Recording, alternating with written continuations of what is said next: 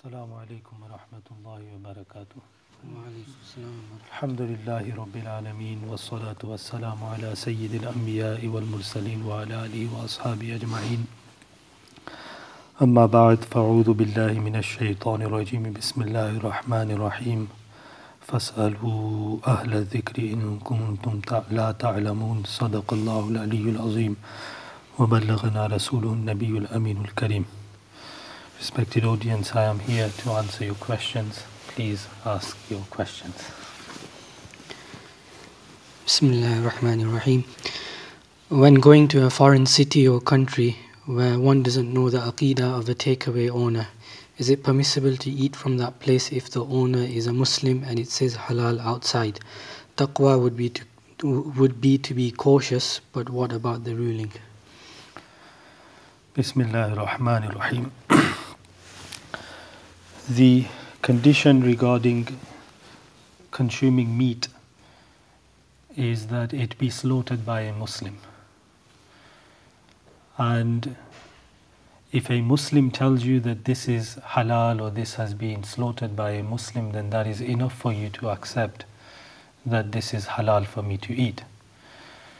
If you go to a foreign city where you do not know whether these Muslims are Sunni Sahihul Aqidah, which sect do they belong to, then it becomes difficult to determine whether this meat is halal for me or not. So in these situations, of course, as the person in the question has said, cautiousness, to be muhtat is the best, yani to avoid and to abstain. However, what is the ruling is what the questioner is asking. The hukum is that you will base your opinion upon that which is apparent upon you. So you have to think, where am I? Am I in a community who are Shia? Am I in a place where Qadianis live? Or am I in a place where Sunni Sahihul Aqidah Sufi people live?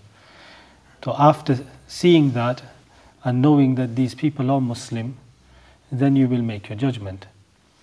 So if you, for example, go to Iraq and you know that this whole area is resided by Shias, then you would assume that this meat is not halal for me because the Shia have left Islam, they have committed irtidad, they have become murtad, their slaughtered animal will not be halal anymore. Like that, all the other sects whose misguidance has reached kufr, if they slaughter an animal, then that will not be halal. And those whose misguidance has not reached kufr, so that would be makruh to consume the meat of those people who are misguided. Those people who are Muslim, if they slaughter the animal, it will be halal. So the hukum is, according to Sharia, is that if the person who has slaughtered the animal or the person that is informing you that it is halal, he is a Sunni Sahihul Aqidah, then you may accept his word.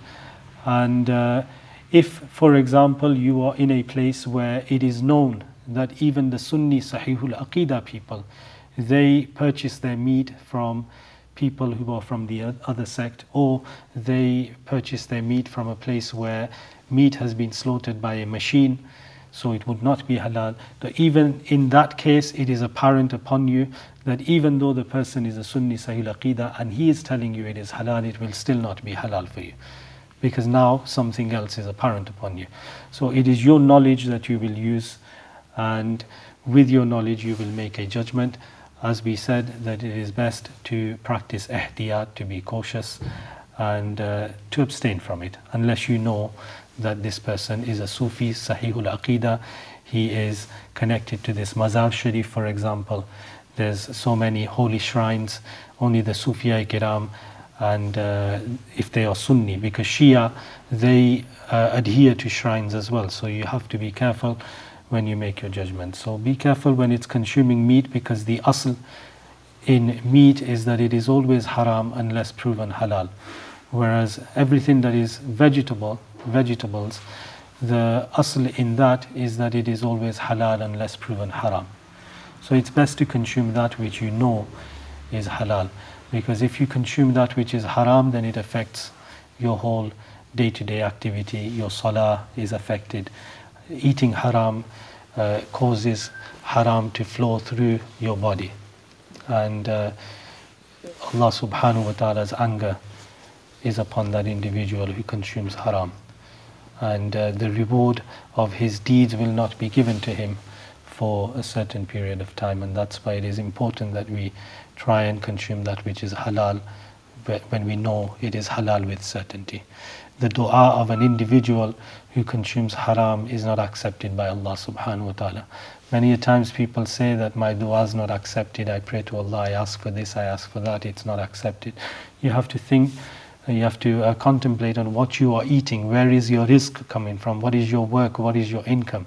Because if you are consuming haram, then your duas will not be accepted.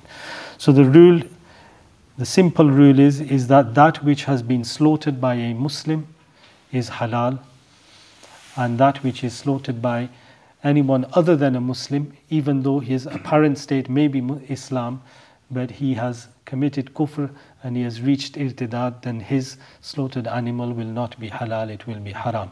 So when you are abroad, if you can't determine that, then it's best to avoid and stay away. And Allah subhanahu wa ta'ala knows best. What is the ruling on feeding one's pet animal the meat sold by non-Muslims that has not been slaughtered in the correct halal manner? The meat that is in Islam known as the meat of mayyit. Mayyit yani, or maita, which is an animal which has not been slaughtered in the halal way. It is haram to consume. The rule regarding that meat is that it should be buried. It should be buried, and it is of no use to us.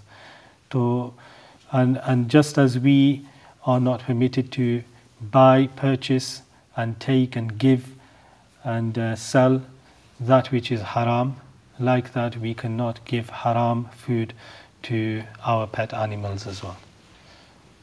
Should only feed them that which is halal. It's not permissible to feed them that which is haram. What is the correct timing for Isha when Shafaq-e-Abyad disappears very late or not at all? Is it permissible to perform Isha according to Sahibain, and what is the ruling on those who freeze Isha at 10:45 p.m. in summer months, even though Shafaq-e-Ahmar still occurs to its peak at 11:48 p.m. in Birmingham?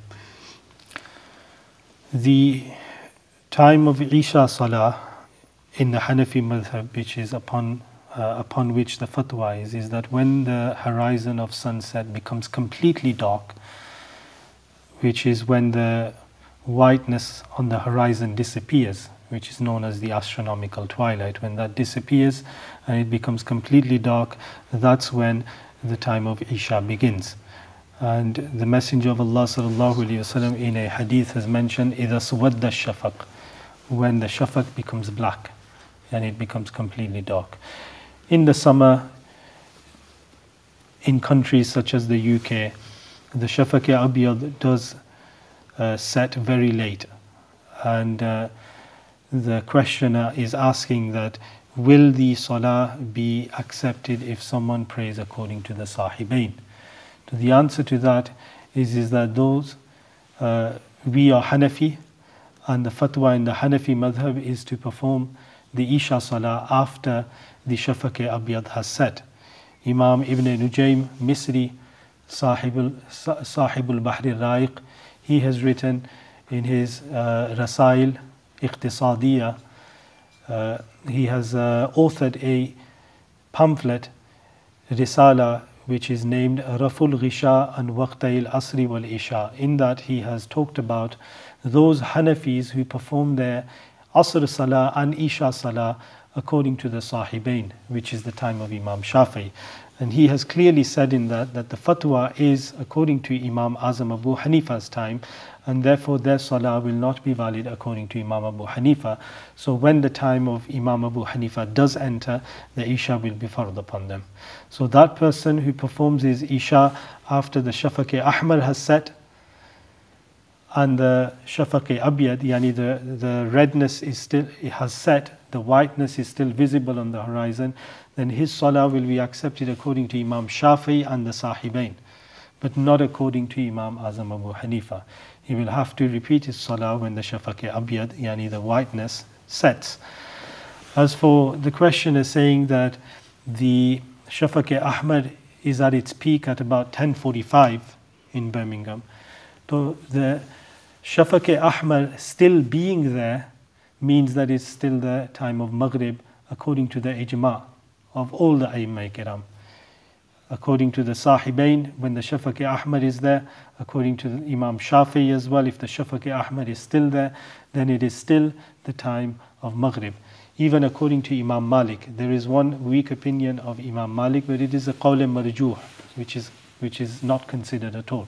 Even according to Imam Malik, when the Shafaq-e-Ahmar disappears, that's when the Isha time begins according to them. Maghrib time still remains. So if someone is performing the Isha Salah at 10:45 when the Shafaq-e-Ahmar is still visible, then that Isha Salah will not be valid according to any of the Imams. They must wait until the Shafaq-e-Abyad, the whiteness, has set. Now during those days where the Shafaq-e-Abyad does not set and the Shafaq-e-Ahmar, yani the redness, remains on the horizon, and then during those days, what should an individual do? So the hukum in the Hanafi madhab is that the safest opinion is to half the night into two and to perform the Isha and the Fajr Salah after half of the night has passed. Because what happens is that the twilight is visible on the horizon of sunset and the horizon of sunrise at the same time.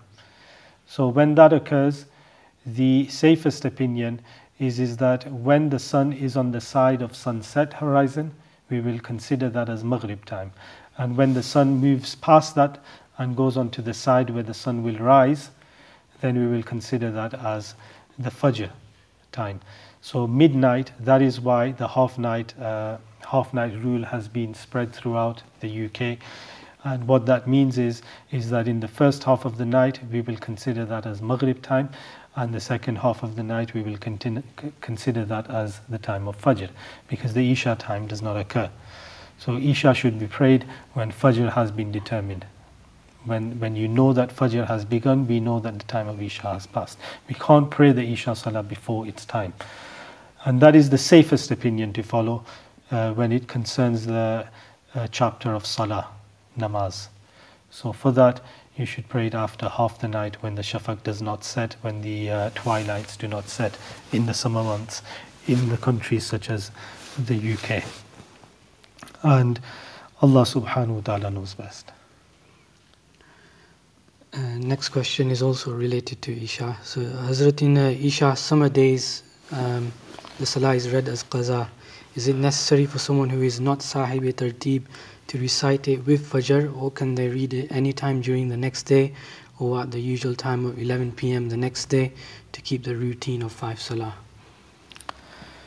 The time for Qada Salah, that Salah which has been missed, may Allah protect us all from missing our Salah. It is one of the worst sins an individual can commit, to miss a Salah without an excuse, without a valid reason. So if someone is not a sahib tartib, yani someone has more than 5 qada salah, more than 5 or 6, so that individual is not a sahib tartib, which means that when he has missed another salah, then he does not have to perform all the salah in order. He can perform whichever salah at whichever time from those that he has missed. And a sahib tartib is someone who has less qada salah. So for that individual, the hukum is that he cannot perform the next salah until he has fulfilled those missed salah. He has to first fulfill them and then perform his next salah. So for example, if an individual has not got any qada salah and for some reason he missed his Fajr, Zahar and Asr, he has only missed 3 salah, so that person is a sahib tartib. When the time of Maghrib comes, it is not permissible for him to perform his Maghrib Salah until he has performed his Fajr, Zahar and Asr. That's what we call a sahib tartib. Tartib means to do something in order, in the correct arrangement. That's what tartib means. So he is a sahib tartib. So for that individual in the summer months, if he wants to perform his Fajr Salah after half the night has passed, then he must perform his Isha Salah first and then his Fajr Salah. But for that individual who is not a sahib tartib, then for him the time of Qada Salah is all his life. He has all his life to perform his Qada Salah. However, nobody knows how long they will live. And that's why it is important that if someone does have Qada more than 6, then he should perform them as soon as he can. He should take time out every day, try and perform his Qada Salah. And then he will find Allah most forgiving. So for that individual, if he performs his Maghrib Salah and then after midnight he performs his Fajr Salah without performing his Isha, and that Isha he performs the next day at 11 o'clock, then there's no harm in that. There is no harm in that, because to perform Qada Salah in the time of Maghrib, after you've performed your Maghrib, there is no harm. So he may do that if he wants to keep his routine. And Allah subhanahu wa ta'ala knows best. What advice would you give to someone who has a constant feeling of being lost? They try their utmost to pray and do good, but still feel lack of spirituality, contentment. Such individuals who feel that they are lost and they don't feel the spirituality, so they should seek the companionship of those who are pious. They should sit in the sohbah and spend their time in the sohbah of the pious people. Allah subhanahu wa ta'ala said, Ya ayyuhalladhina amanu ittaqullaha wa kunu ma'as sadiqeen. O those who believe, fear Allah and be with the truthful ones. Yani engage in the company of the truthful ones. And if you stay with the truthful ones and the pious people, then Allah subhanahu wa ta'ala will shower you with His mercy, and you will be showered with spirituality through the wasila of the pious people. Through the engagement with pious people, sitting and spending time with pious people, that is how you gain closeness to Allah subhanahu wa ta'ala, and that is how you protect yourself from the whispers of shaitan and the evils of shaitan. So the advice I give is that the person should stay in the company and spend time in the company of the pious people, and that will inshallah resolve his matter or her matter. And Allah subhanahu wa ta'ala knows best. What's the best wasifa for health and to make the heart strong? The best wasifa for health is that you eat less. The Messenger of Allah sallallahu ta'ala alayhi wa sallam said that when an individual eats, he should eat to fill 1/3 of his stomach, and he should leave 1/3 of his stomach empty and fill 1/3 of his stomach with water, with drink. And that is how you keep healthy. When you sit to eat, you eat when you are hungry. You don't eat due to leisure. You eat when you are hungry, and you only eat that much that ends your hunger, where you are not hungry anymore. You don't eat till a fill. That is the best wazifa to remain healthy. One of the kings around Medina Munawwara sent a tabib, a doctor, a medical doctor, to Rasulullah sallallahu alaihi wasallam to provide service to Rasulullah sallallahu alaihi wasallam and his people. And he came and he set up office. Nobody came to visit him. It was announced that he is a tabib, anyone becomes unwell, go and see him. Nobody attended. None of the Sahaba Ikram Sahabi had attended. 1 year passed, and I can't remember whether it was 1 or 2 years passed, and he came to the Prophet Muhammad sallallahu alaihi wasallam and he said, I've been here, nobody has used my service. So Rasulullah sallallahu ta'ala alayhi wasallam said to him that because we do not eat until we are hungry. And when we are hungry, we only eat that much which ends our hunger. That's why we don't become ill. So that is the best wazifa to remain healthy. Other than that, to strengthen one's health in terms of the heart, so Huzur Muhaddis Kabir gave a wazifa which Huzur Hafiz Millat gave to him, is that after every Fard Salah, after the 5 times Salah, after the Imam says Salam, or after you have said Salam, you should place your right hand onto your heart, where your heart is on your chest, and you should recite Ala bi dhikrillahi tatma'innul qulub 11 times. So Ala bi dhikrillahi tatma'innul qulub is a verse of the Quran which means know and be aware and listen attentively that through the dhikr of Allah do the hearts find solace, they find peace and tranquility. That strengthens the heart. So do that amal, and not only do that amal, also do the dhikr of Allah subhanahu wa ta'ala. Engage in the dhikr of Allah.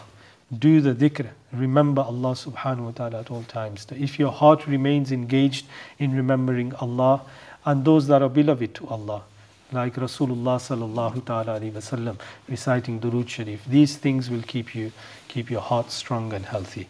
Wallahu ta'ala alam bis-salam. Any questions from the audience? Can I just ask a question regarding the sahib tartib? If somebody actually does catch up with the namazis, the qaza salah and all the namaz, will they be classed as sahib tartib in the future if they keep up their prayers? If they have no more qada left, then yes, they become sahib tartib now. So at any point in your life, later on, you can be classed as sahib tartib. That's right. So as long as you've not got more than 6 namaz qada, so you will be classed as a sahib tartib.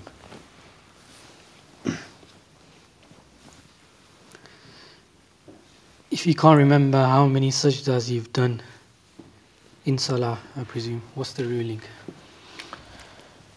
If someone cannot remember how many sajda they have done in salah, so what is the hukum? So in a specific rakat, for example, if someone doesn't remember whether they have done 1 sajda or they have done 2 sajda, that is, I understand the scenario of the question, that I can't remember, have I just done 1 or have I done 2? If the person cannot remember, then the person will do a sajda when they remember that I'm not certain whether I did 1 or 2, then they will do 1 more sajda. They will do a sajda and then they will recite, they will do sajda sahu at the end. Okay, that's how they will end their salah.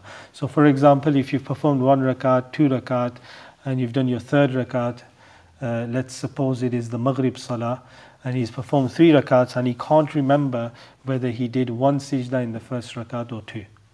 So in that case, before the akhirah, he will go into sajda, do an extra sajda at that time, because at that time there is no sajda apart from the 2 sajda he's done for the 3rd rakat. He will do 1 extra, and that is to compensate for the one he thinks he has missed in the first rakat. After he's done that, he will do sajda sahu at the end. Okay, and inshallah his namaz salah will be accepted. Like that, if someone thinks that, if someone did a ruku and then they can't remember whether they did 2 sajda or not, or they just stood back up and carried on with the 2nd rakat after the ruku, so same hukum. They've missed 2 sajda, they will do 2 sajda before they end their salah, and then they will do sajda sahu at the end.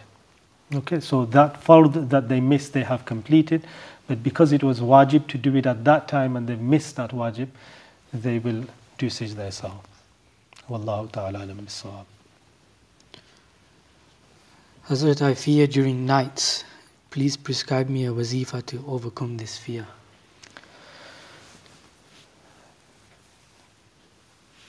Someone who fears at night, they should gain knowledge, because it is ilm that prevents an individual from fearing anyone other than Allah subhanahu wa ta'ala.